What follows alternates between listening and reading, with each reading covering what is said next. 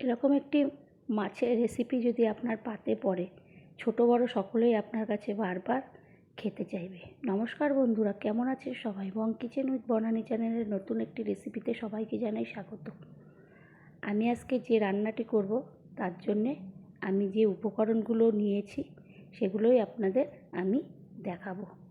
তার জন্য প্রথমে লাগবে রুই মাছ, তারপরে লাগবে আমার আদা কুচি লাগবে, তারপরে পেঁয়াজ কুচি, তারপরে রসুন কুচি, তারপরে কিউব করা পেঁয়াজ, টমেটো কুচি, শুকনো লঙ্কা দুটো, কাঁচা লঙ্কা দুটো, টমেটো, এদিকে লাল লঙ্কার গুঁড়ো, ধনে জিরে, হলুদ, কাশ্মীরি লঙ্কার গুঁড়ো, চিনি, এগুলো নিয়ে আমি এরপরে নুন আর হলুদ মাখিয়ে মাছটাকে ভালো করে মাখতে থাকবো।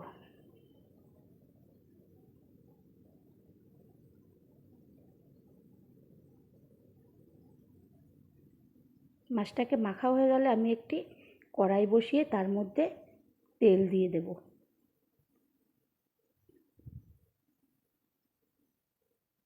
তেলটাকে একটু খুন্তি দিয়ে নেড়ে চেড়ে গরম হলো কিনা দেখে আমি মাছগুলোকে একে একে ছেড়ে দেব।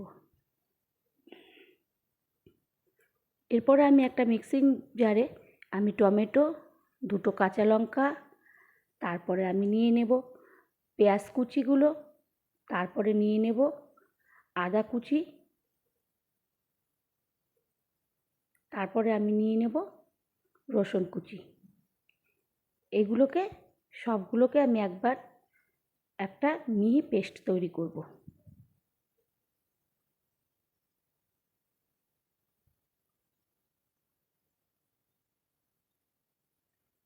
এদিকে আমি মাছগুলোকে একবার উল্টে পাল্টে এপিট ওপিট করে ভেজে নেব।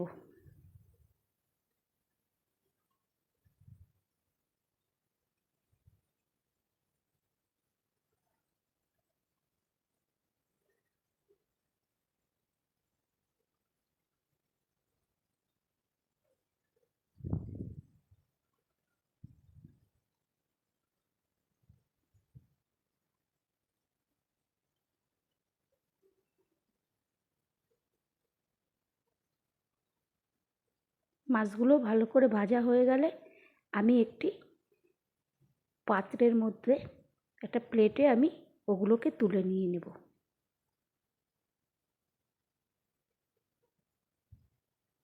এরপরে আমি ওর মধ্যে যে কিউব করে পেঁয়াজগুলো কেটে রেখেছিলাম সেইগুলোকে ভাজতে দিয়ে দেব।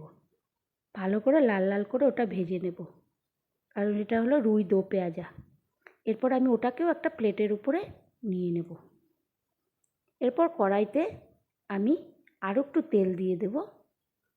তেল দিয়ে আমি কি করব, ওর মধ্যে দুটো এলাচ আর দুটো দারচিনি, এলাচগুলোর মুখ ফাটিয়ে ওগুলো দিয়ে দেব। তারপরে দিয়ে দেব তেজপাতা, তারপরে দিয়ে দেব গোটা শুকনো লঙ্কা। এগুলো দিয়ে আমি একটু ভালো করে ওগুলোকে নাড়াচাড়া করে নেব। ওটা ফোড়ন হিসেবে দিলাম। এরপরে আমি যে মিক্সিং জারে যে পেস্টটা করেছিলাম ওটাকে আমি দিয়ে দেব।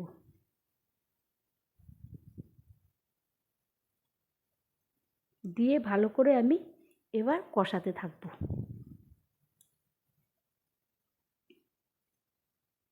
ভালো করে আমি নেড়েচেড়ে ওটাকে কষাবো। এরপরে আমি দিয়ে দেব লবণ, তারপরে দিয়ে দেব আমি লঙ্কার গুঁড়োটা দিয়ে দেব, তারপরে দিয়ে দেব হলুদের গুঁড়ো, দিয়ে আমি আবারও ভালো করে এবার মশলাটাকে নাড়তে থাকবো। ভালো করে এদিক ওদিক করে নাড়ব। নাড়ার পর আমি দিয়ে দেব জিরের গুঁড়ো, তারপরে দিয়ে দেব ধনের গুঁড়ো, তারপর আবারও আর একটু আবার নাড়াচাড়া করব। ভালো করে মশলাটাকে নাড়ব। এরপর দিয়ে দেব চিনিটা। চিনিটা দিলে ব্যালেন্সটা ঠিক থাকবে। এরপরে আমি আবারও চিনি দিয়ে নাড়াচাড়া করব। এরপরে আমি দিয়ে দেব কাশ্মীরি লঙ্কার গুঁড়ো।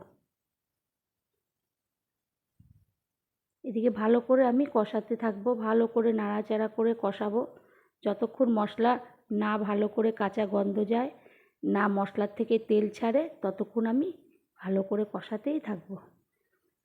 এরপরে আমি লঙ্কাটা দিয়ে দিলাম, কাশ্মীরি লঙ্কার গুঁড়োটা দিলাম, দিয়ে ভালো করে নাড়বো।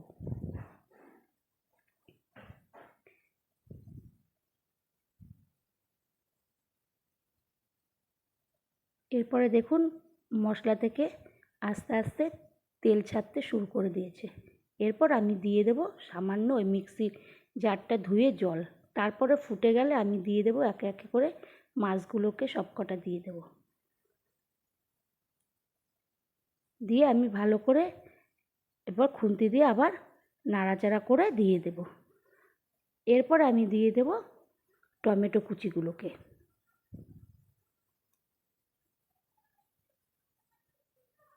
দিয়ে আমি ভালো করে এবার আবারও খুন্তি দিয়ে ভালো করে টমেটোগুলোকে ঝোলের সঙ্গে দিয়ে দেবো, কারণ আমি ওটাকে একদমই কষা করে করব। এরপর আমি যে পেঁয়াজটাকে কিউব করে কেটে ভেজে রেখেছিলাম লাল লাল করে, ওটাকে দিয়ে দেবো, কারণ এটা হলো রুই দো পেঁয়াজা। সেই কারণে পেঁয়াজটাকে আবার লাস্টে, প্রথমে একটা পেস্ট করে দিয়েছিলাম, এরপরে আমি আবার দিয়ে দিলাম কিউব করা। তা বন্ধুরা, আমি এই রান্নাটি করলাম, আপনাদের কেমন লাগবে আপনারা বাড়িতে একবার অবশ্যই করে খাবেন, দেখবেন খুব ভাল লাগবে। খুব সুন্দর রান্নাটা, আপনারা বারবার আপনাদের বাড়ির লোকটা আপনাদের কাছে খেতে চাইবে।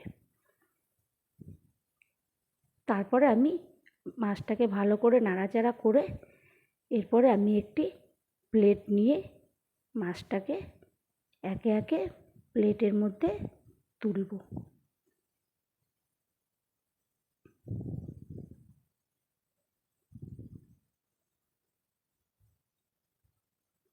এরপর আমি একে একে মাছগুলো তুলব। তো আপনাদের এই রান্নাটি যদি ভালো লেগে থাকে তাহলে আপনারা অবশ্যই একটা লাইক, শেয়ার, সাবস্ক্রাইব করে দেবেন এবং পাশে থাকবেন, সাথে থাকবেন। ধন্যবাদ।